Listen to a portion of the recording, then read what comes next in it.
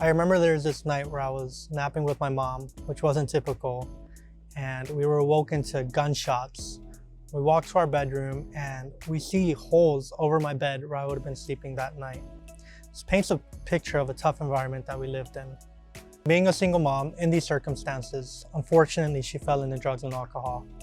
Unable to take care of me, she sent me to live with my grandma.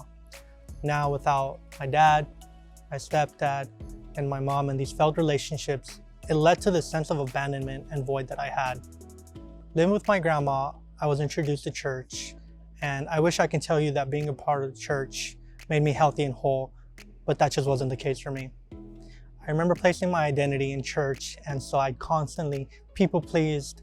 I had these lack of boundaries, and I just did whatever it took to be a part of this adopted family. This continued through my adulthood, where I made some questionable decisions that caused me to fall into shame and guilt. I realized this isn't who God had called me to be, but unfortunately a lot of my childhood trauma had resurfaced again. So I did what I knew best, and that was to seek God.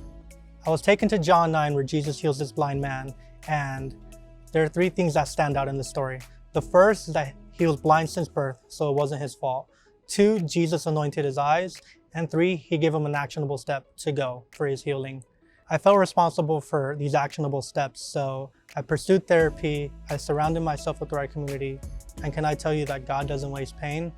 I now know my identity in Jesus, I've healed from these abandonment issues, and I now have healthy relationships with my parents. Can I encourage you? If God can do it for me, He can do it for you.